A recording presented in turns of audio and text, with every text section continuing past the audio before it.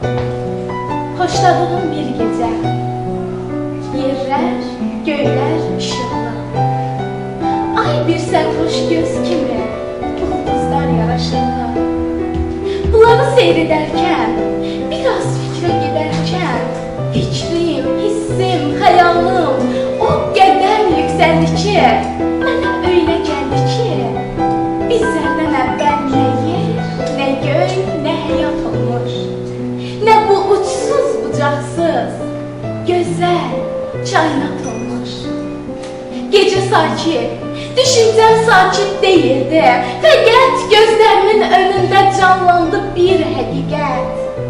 Xəyalım enginlərə o qədər yüksəldi ki, mənə öylə gəldi ki, ilk dəfədir kainat, dünyanın sellərində çağlayan bizim həyat, sağda, solda döyüşmüş, sonra yoluna düşmüş. Nə dayanmaq vaxtıdır, gözəl dostum sən də gəl, seyr edəlim bu qol-qola bu zümrüd çəməndə gəl. Göğsünə bircə bax, hər ulduz bir sarı gün, yarı gönçə, yarı gün. Səni gördüm, xəyalım o qədər yüksəldi ki, mənə öylə gəldi ki, bizə bu nazlı aləm görünərdi qaranlıq. Gözəl çarpışmasaydıq, gözəl yaşamasaydıq. Ulu Öndər şeiri. Mən sən boyda ucalıqda dağ zirvəsi tanımıram. Uca dağın ucasısan, zirvələrin zirvəsisən. Sənin kimi tarixlərdə yaşayacaq yer əvəzi, göy əvəzi tanımıram. Mənim uca tariximdə zirvələrin əvəzisən. Tarix boyu ön cəbhədə sən gərdəsən. Hər il, hər ay, hər gün, hər dəm tarix boyu meydandasan. Millətimin ürəyində nəsil göydən iç məhəbbətsən.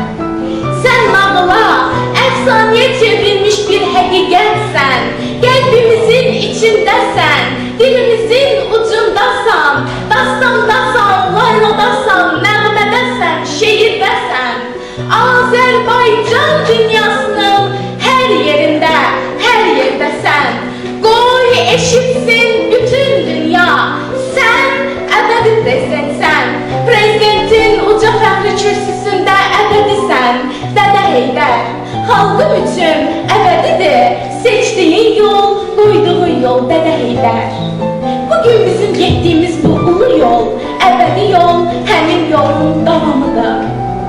Karvan gedir öz yoluyla, adı İlham Karvanıdır.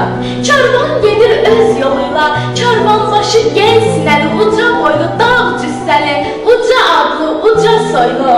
O alınmaz qanların alasıdır, o keçilməz keçidlərin keçəsidir, o Heydərin balasıdır. Atasının yolu üstə düşüb qalmış qara qəmbər daşlarını atasıdır. Karvan gedir öz yoluyla, yel qanadlı, karvanbaşı İlham adlı, otdan geçmiş, sudan geçmiş. Heydər adlı bir müdürçün ağıl, idraç dəryasından sular içmiş. Ucaldığı bu zirvədən onu heç kim indirənməz. Karvan gedir öz yoluyla, bu yolundan onu heç kim döndərənməz. Çünki bu yol hak yoludur, ədalətin, həqiqətin düz yoludur, öz yoludur, tam doğrudur. Bu yol qolları bağlı Qarabağa, Qubadlıya, Zəngilana, həm Ağdama, həm Laçına, həm də Şuşaya doğrudur. O bu yolla gedəcəkdi, dağlar, daşlar əsdi onu.